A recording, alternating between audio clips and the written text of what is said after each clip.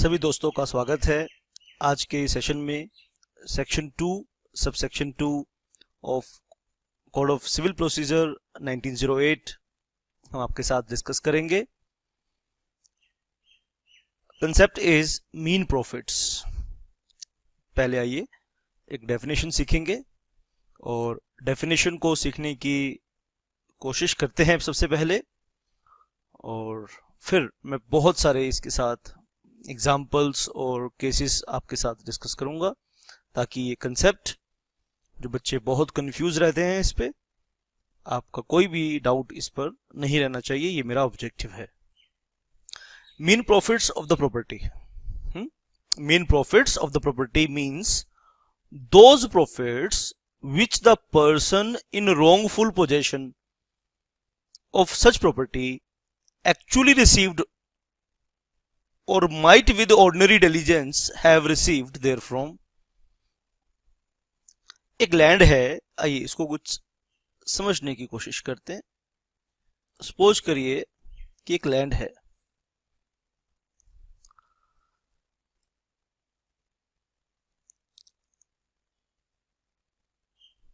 Land actually belongs to mister ए।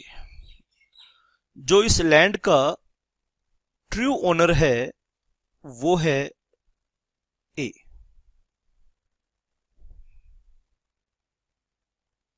ठीक है, और बी के पास ये रॉन्गफुल पोजीशन में है। बी का इसके पास क्या है? Wrongful position. बी कौन है? Person in wrongful position. तो ए कौन हुआ? Actual owner, true owner.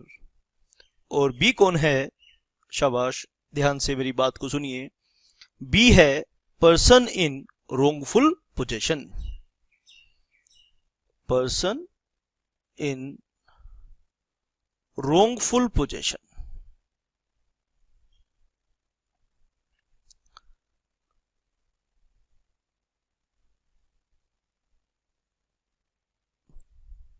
असली मालिक है ए, और पोजीशन गलत तरीके से किसके पास है? पोजीशन गलत तरीके से है बी के पास।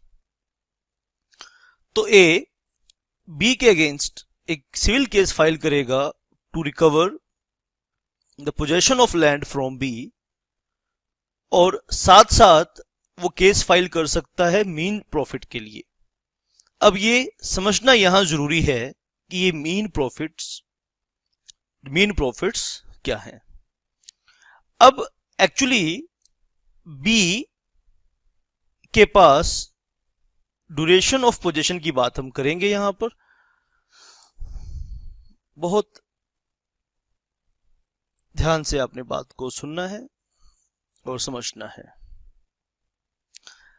अब बीज ड्यूरेशन ऑफ पोजीशन, ठीक है, तो यहां पर हम नोट करेंगे जो ड्यूरेशन है, ड्यूरेशन क्या? पोजीशन की। भाई कितने समय तक बी के पास ये लैंड पोजीशन में है?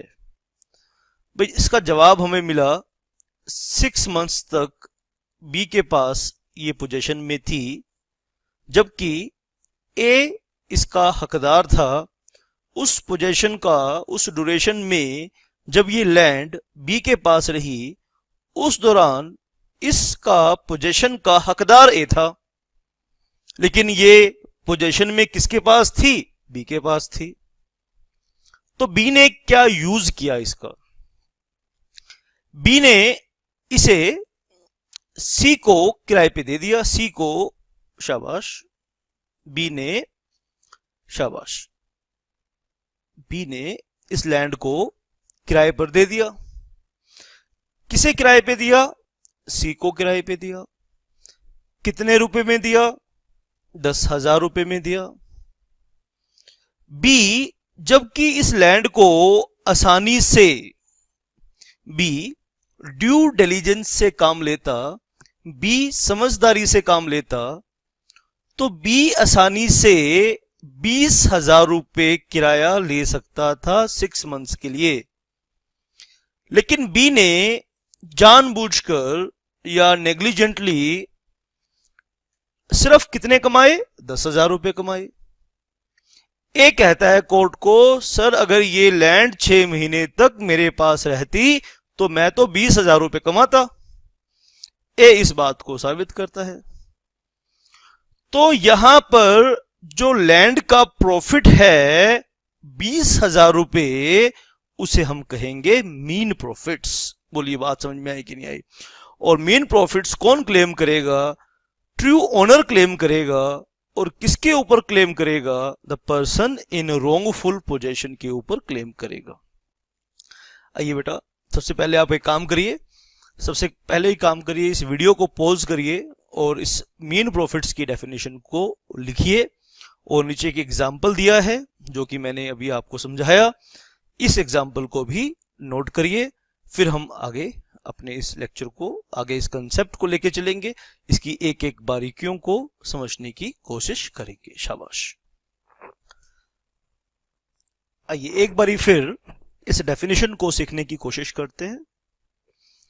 यहां पर एक और है, उस और को समझने की कोशिश करनी है। यहां पर बीच में एक और दिया है, वो और है ये वाला और, इस और को समझने की कोशिश करनी है। तो आइए इस डेफिनेशन को मेरे साथ एक बारी लेकर चलेंगे, एक बारी और आप समझने की कोशिश करेंगे। Mean profit of the property means those profits which the person in wrongful possession of such property actually received or might with ordinary diligence have received therefrom। तो दो तरह की प्रॉफिट की बात चल रही है। और मीन प्रॉफिट क्या होगा? दो तरह के प्रॉफिट, एक तो जो वास्तविक लिया गया, यहां तो हमने बी को मान लिया कि बी के पास रॉन्गफुल पोजेशन है और बी नेग्लिजेंट है, नेग्लिजेंसी के चलते जिस प्रॉपर्टी का प्रॉफिट 20,000 रुपए आना चाहिए था उसने 10,000 रुपए ही लिया। तो हम कहेंगे जी बी तो नालायक है। मैं कहता हूं अगर बी ने मान लो 30,000 रुपए कमाया, तब क्या होगा मीन प्रॉफिट? तब आप क्या उतना ही क्लेम करेंगे जितना एक आम इंसान कमा सकता था मैक्सिमम? तो इसका जवाब सेक्शन 2 सब सेक्शन 2 में छुपा हुआ है। मुझे एक बात बताइए, सेक्शन कह रहा है कि जो एक्चुअली उसने कमाया या वो कमा सकता था, या जितना वो मैक्सिमम कमा सकता था, या जितना वो ड्यू डिलिजेंस से कमा सकता था, जो एक्चुअल कमाया, आप कोई भी अमाउंट क्लेम कर सकते हैं। तो मीन प्रॉफिट का एक फॉर्मूला यहां से मेरे अकॉर्डिंग ये बनता है, मीन प्रॉफिट का हम एक फॉर्मूला बना सकते हैं। Formula of mean profit, actual profit और profit might with ordinary diligence have received. तो हम कह सकते हैं, ऐसा सेक्शन में लिखा नहीं है लेकिन ये मेरा पर्सनल इंटरप्रिटेशन है, क्योंकि आप ज्यादा ही क्लेम करोगे ना, विच एवर इज हायर, ऐसा सेक्शन में नहीं लिखा। लेकिन जहां आप 20,000 रुपए क्लेम कर सकते हैं, या आप जहां 30,000 क्लेम कर सकते हैं, और वहां आप सिर्फ 20,000 ही क्लेम करें, तो यह आपके पार्ट पे लापरवाही होगी। तो एक बारी लास्ट टाइम आइए हम इस डेफिनेशन को एक बारी समझने की कोशिश करेंगे। Mean profits of the property means those profits which the person in wrongful possession of such property actually received or might with ordinary diligence have received therefrom, together with interest on such profits। 6 महीने तक उसने property रखी, तो पहले महीने का profit 5 महीने रहा उसके पास, 5 महीने का ब्याज। दूसरे महीने का प्रॉफिट 4 महीने रहा, तो 4 महीने का ब्याज। तीसरे महीने का प्रॉफिट 3 महीने रहा, 3 महीने का ब्याज। चौथे महीने का प्रॉफिट 2 महीने रहा, 2 महीने का ब्याज। तो इस तरह से पूरे प्रॉफिट्स को और इंटरेस्ट की कैलकुलेशन होगी, और वो प्लेंटिफ यानी ए बी के ऊपर क्लेम करेगा। ठीक है, शाबाश। लेकिन एक इसमें इंपॉर्टेंट बात है, वो मैं आपके साथ और डिस्कस करना चाहता हूं। शाबाश, आप ध्यान से मेरी बात को सुनना। इस एग्जाम्पल में आइए, एक एग्जाम्पल है यहां पे दिया है। अब इस ए और बी को भूल जाओ, एक एग्जाम्पल को एक बारी नीचे वाला पैराग्राफ समझना है तो एग्जाम्पल, ये वाला एग्जाम्पल आपको पढ़ना होगा। X is a trespasser on the land of Y. X Y की लैंड पे ट्रेसपासर है, यानी रोंगफुल पोजेशन एक्स के पास है। एक्चुअली ओनर कौन है? वाई है। Y has been deprived of the possession of his land wrongfully by X. Now Y is not entitled to recover possession of the land but also damages for the wrongful possession by X. ये बात हम सीख चुके हैं। Y shall be awarded mean profits. ये mean profits हमें सीखना है। एक्स के पास पोजेशन रोंगफुल थी, वाई एक्स से मीन प्रॉफिट रिकवर कर सकता है by way of compensation for the period he was ousted from the possession if his suit is decreed. अब मान लो यहां पर पर्सन इन रोंगफुल पोजेशन एक कमरा बना देता है, कुछ लैंड में कुछ इंप्रूवमेंट कर सकता है। ऑर्डिनरी इंटेलिजेंस वाला आदमी, ऑर्डिनरी ड्यू डिलिजेंस वाला आदमी इस लैंड से 20,000 रुपए कमाता। क्योंकि पर्सन इन रोंगफुल पोजेशन ने एक कमरा बना दिया तो उससे 5,000 रुपए रेंट बढ़ गया। भाई इस लैंड से 20,000 रुपए ही कमाई होती, क्योंकि पर्सन इन रोंगफुल पोजेशन ने उस लैंड में कुछ इंप्रूवमेंट करी। उस इंप्रूवमेंट के चलते, यानी एक कुआं खुदवा दिया, उस कुएं के चलते 5,000 रुपए प्रॉफिट और एक्स्ट्रा आया। तो इस 5,000 रुपए पर एक्चुअल ओनर का हक नहीं होगा। इस 5,000 रुपए के ऊपर एक्चुअल ओनर का हक नहीं होगा। X is not liable for profits derived by him due to improvements effected by him on the land। अगर पर्सन इन रोंगफुल पोजेशन ने लैंड में कुछ इंप्रूवमेंट किया है और उस इंप्रूवमेंट के चलते कुछ एक्स्ट्रा प्रॉफिट हुआ है तो वो एक्चुअल ओनर को देने के लिए लायबल नहीं है। शाबाश। आगे इस कंसेप्ट में मैं कुछ एग्जांपल्स देना चाहता हूं। एक्चुअल प्रॉफिट्स और profit might with ordinary diligence have received, इसको एक मैं प्रैक्टिकल एक स्टोरी के थ्रू आपको समझाना चाहता हूं, एक कहानी सुनाना चाहता हूं आपको, ताकि इस चीज को आप समझ पाएं कि एक्चुअल प्रॉफिट क्या है और प्रॉफिट जो अर्न हो सकता था उसका मतलब क्या है। एक बार एक राजा जंगल में गया। अब शिकार खेलने के लिए राजा जंगल में गया। जब वो जंगल में भटक गया रास्ता और अपने सैनिकों से बिछड़ गया तो भूख प्यास के चलते उसकी बुरी हालत हो गई। भूखा प्यासा वो रास्ते की खोज में भटक रहा था तो एक उसे लकड़हारा, लकड़ी काटने वाला मिला जो जंगल में लकड़ी काटने का काम करता था। उसने राजा की खस्ता हालत देखकर उसे खाना खिलाया, पानी पिलाया। राजा ने पूछा, भाई तुम क्या काम करते हो? लकड़हारे ने कहा, जी जंगल से लकड़ियां काटता हूं, शाम को बाजार में बेचता हूं तो अपने परिवार का पेट पालता हूं। ऐसे ही संघर्ष में जीवन गुजर रहा है। तो राजा तो फिर राजा होता है ना, और राजा की सोच भी राजा जैसी होती है। बड़े लोगों की बड़ी सोच होती है, छोटे लोगों की छोटी सोच होती है। अगर हम अपनी सोच को इंप्रूव करें तो बड़े भी हो सकते हैं। जिस तरह की इंसान की सोच होगी वैसे ही उसका लाइफ होगी। तो राजा की सोच ऊंची थी। राजा ने कहा कि चलो इसने मुझे खाना खिलाया, रास्ता भी बताएगा मेरे को, अब क्योंकि जंगल में रोज आता जाता है ये। राजा को उस पर तरस आया। राजा ने कहा, भाई देख, मैं तेरे को एक बाग देता हूं, ठीक है, और तू उस बाग में से जो तू कमा सकता है कमा ले, ये बाग मैंने तेरे को 10 साल के लिए दिया और तेरे को ऐसे जंगल में भटकना नहीं पड़ेगा, तो उस बाग में जो भी पेड़ पौधे हैं जो उनका तो मैक्सिमम बेनिफिट ले सकता है तो ले लियो। बाग जी बहुत सुंदर बाग, उसमें फल पौधे फूल लगे हुए बहुत खाने पीने के लिए।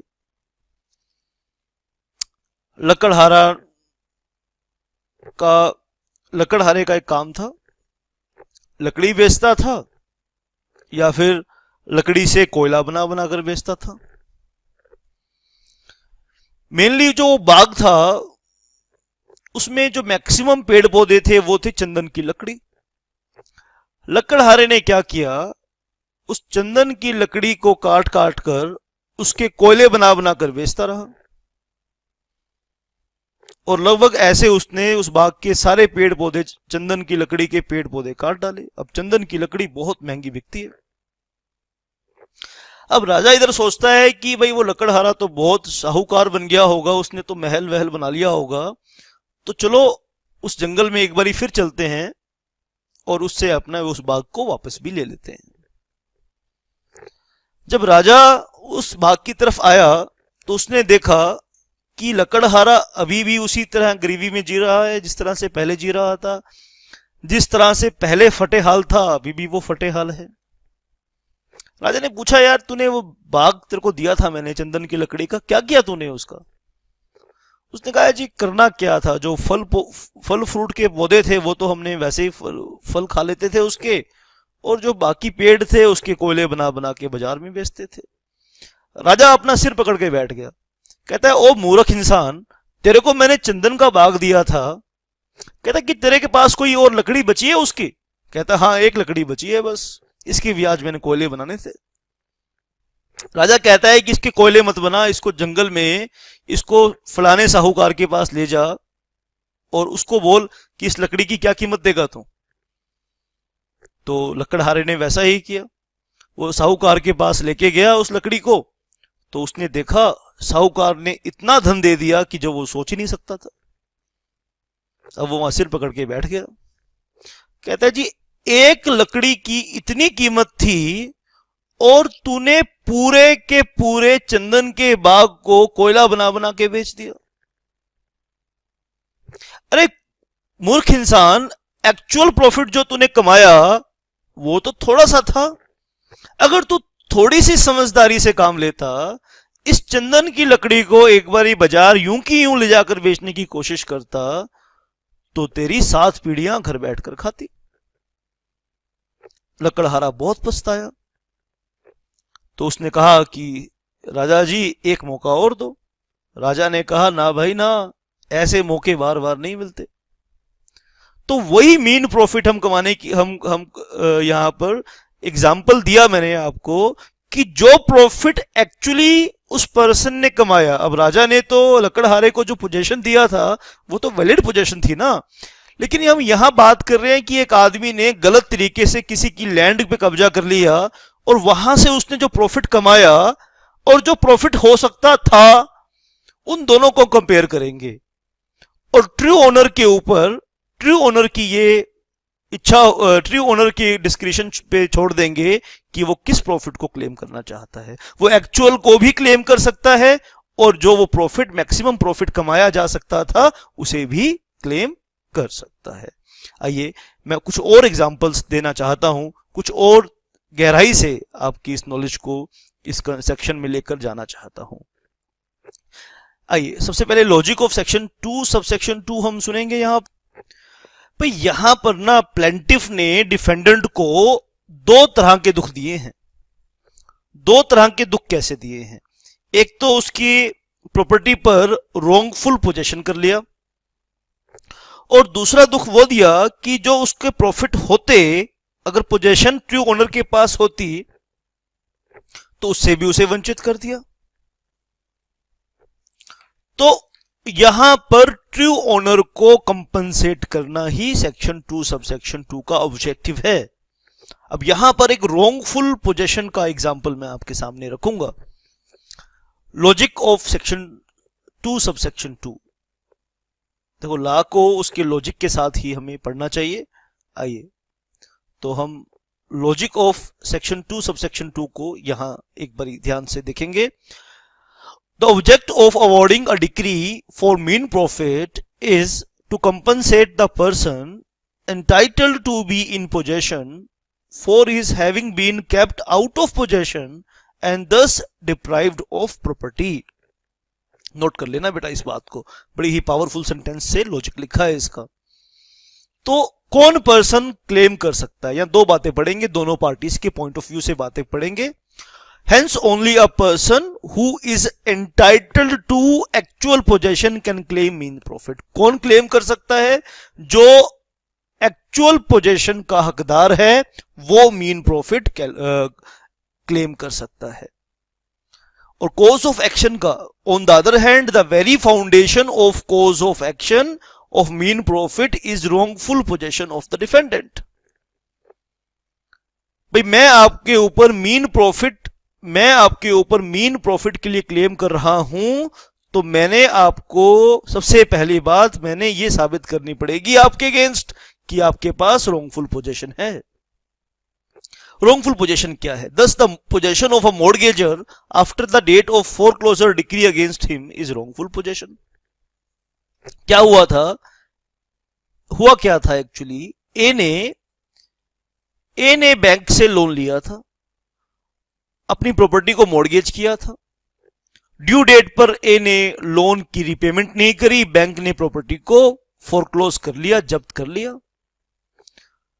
ए प्रॉपर्टी की पोजीशन छोड़ने के लिए तैयार नहीं हो रहा था, तो बैंक ने कोर्ट का सहारा लिया, कोर्ट ने बैंक के पक्ष में फैसला सुनाया। अब प्रॉपर्टी छोड़ते छोड़ते ए ने 6 महीने लगा दिए। अब 6 महीने तक बैंक उस प्रॉपर्टी की पोजीशन से वंचित रहा, तो बैंक प्रॉपर्टी भी क्लेम करेगा और उस 6 मंथ्स के मेन प्रॉफिट भी क्लेम करेगा।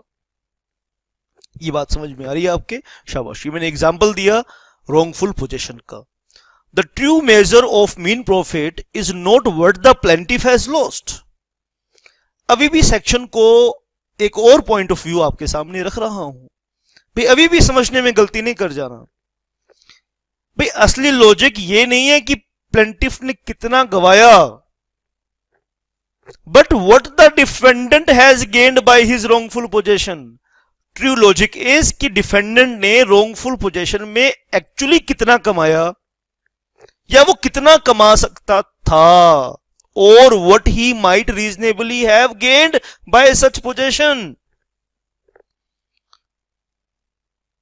शाबाश। Thus, if the person charged has let the land to another, the rent which he has actually received would be the measure of profits for which he would be liable, unless it is proved a higher rent could have been obtained with due diligence।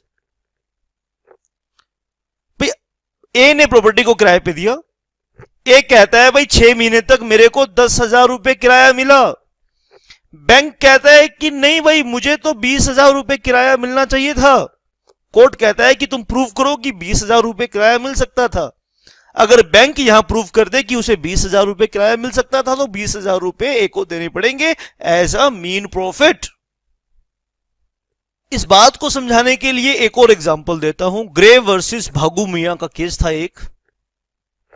तो क्या हुआ इस case में, आइए सुनिए। A person in wrongful position planted Indigo on the land, and it was proved that a prudent agriculturist would have grown sugarcane, wheat or tobacco on such land. The court held that mean profit should be ascertained on the basis of these more profitable crops। एक आदमी के पास wrongful possession थी, उसने Indigo की खेती करी। कोई पौधा है इंडिगो, फूल होता है जिससे मेहंदी वगैरह बनती है, डाई वगैरह बनती है, इंडिगो बोलते हैं उसे। गूगल पे आप सर्च करना इमेजेस ऑफ इंडिगो। अब जो ट्रू ओनर है वो कहता है गन्ने इसने 6 महीने तक इसने रॉन्गफुल पोजीशन रखा और 10,000 रुपए इंडिगो की खेती से इसने कमाया। अगर ये गन्ना बोता तो 20,000 रुपए कमाता, और अगर ये तंबाकू की खेती करता तो 30,000 रुपए कमाता। तो यहां पर जो ट्रू ओनर है वो तो 30,000 क्लेम करेगा भाई, और 30,000 देने पड़ेंगे, ऐसा कोर्ट ने कहा ग्रे वर्सेस भागो मियां के केस में। शाबाश, ध्यान से सुनिए आप बात को। आपको एक ऐसी सिचुएशन के बारे में बताता हूं जहां पर मैक्सिमम लोग गलती करेंगे ही करेंगे। Don't confuse the wrongful possession with the possession of a co शेयरर।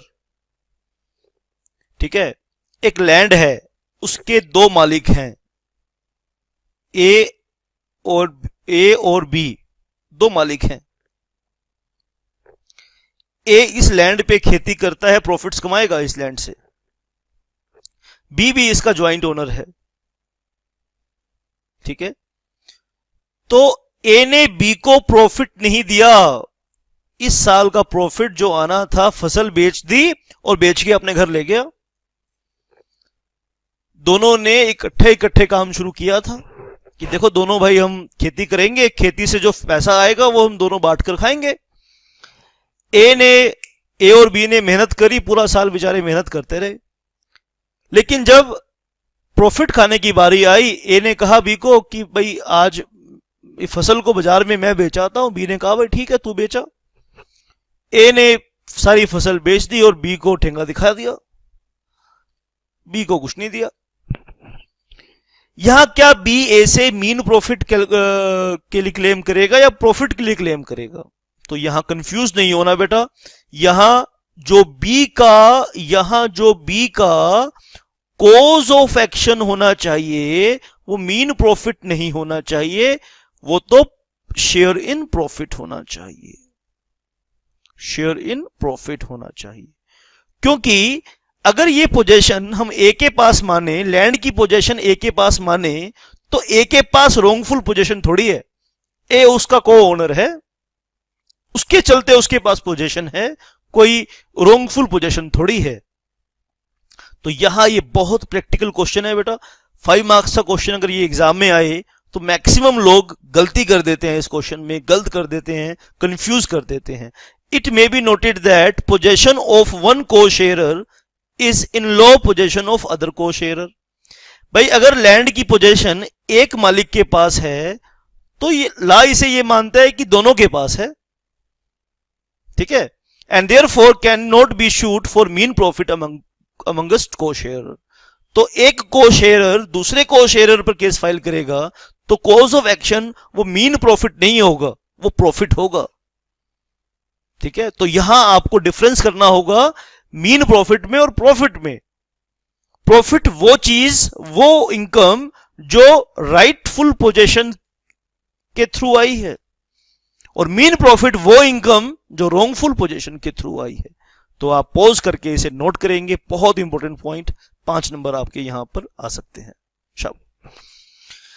दोस्तों, अब आपने सीखा कि cause of action mean profit के लिए जो कॉज ऑफ एक्शन है, यानी जो केस फाइल करने का कारण है, वो है रॉन्गफुल पोजीशन। यहां डिफेंडेंट कहता है कि मेरे पास तो पोजीशन है ही नहीं, पोजीशन तो टेनेंट के पास है। तो सुप्रीम कोर्ट ने कहा इससे क्या फर्क पड़ता है कि पोजीशन आपके पास है या टेनेंट के पास है। यानी अगर डिफेंडेंट ने पहले लैंड को ट्रेसपास किया, यानी पहले गलत तरीके से एंट्री करी, पहले लैंड का पोजीशन रॉन्गफुली लिया, फिर उसे किराए पे दे दिया, जब कॉज ऑफ एक्शन लिया तो बी कहता है कि देखो भाई मेरे पास तो पोजीशन ही नहीं है, तो केस तो सी के ऊपर फाइल करो। कोर्ट ने कहा नहीं, केस हम बी के ऊपर फाइल करेंगे। आप पॉज करके इस केस को भी नोट करिए, it's very very important case. शाबाश, 5 नंबर आपके यहां से भी आ सकते हैं, एमसीक्यू क्वेश्चन भी यहां से आ सकता है। आइए बस एक लास्ट पॉइंट और मैं आपके साथ डिस्कस करना चाहता हूं। कहते हैं कि मीन प्रॉफिट कैलकुलेट करने का एक्चुअल कोई फॉर्मूला हम आपको नहीं बता सकते। वैसे मैंने तो एक फॉर्मूला बताने की कोशिश करी है खुद के इंटरप्रिटेशन से, लेकिन ये तो केस टू केस फैक्ट्स पर डिपेंड करता है। As a claim for mean profit is in reality a claim for damages. There is no rigid rule for determining the amount of such profits. कोई rigid rule हम नहीं बना सकते, and thus amount should be assessed in every case by proper exercise of judicial discretion। ये तो judicial discretion का यहाँ पे यूज होना चाहिए, विवेक शक्ति का यूज होना चाहिए, और हम इसका कोई rigid formula नहीं बता सकते। It has been held that the burden of proving the amount of means profit mean profit actually received is on the person who actually received them, while the burden of proving the amount of profit which might have been received is on the person claiming them. पे actual profit कितना था ये वो साबित करेगा, इसका burden, इसको साबित करने का बर्डन उसके ऊपर होगा जिसने वो रिसीव किया, और कितना प्रॉफिट अर्न हो सकता था इसका बर्डन उसके ऊपर होगा जो वो क्लेम कर रहा है। ये बात के ऊपर सोचना। कोई भी डाउट है तो जरूर अपने डाउट भेजना। कोई भी आपको कोई लेक्चर कैसा लगा उसके बारे में जरूर बताना, और अगर आपके डाउट हैं तो वो भी आप कमेंट्स में लिख सकते हैं। मेरे चैनल को सब्सक्राइब कीजिए ताकि मैं और भी आपके पास इस तरह के नॉलेज आपको दे सकूं। और आप अगर सिस्टमेटिक क्लासेस आप चाहते हैं कि आपको systematic classes CPC code of civil procedure पे मिले तो बहुत ही रीजनेबल रेट्स पर ये क्लासेस अवेलेबल है। Thank you for watching this video. For more videos, please subscribe our YouTube channel. Thank you.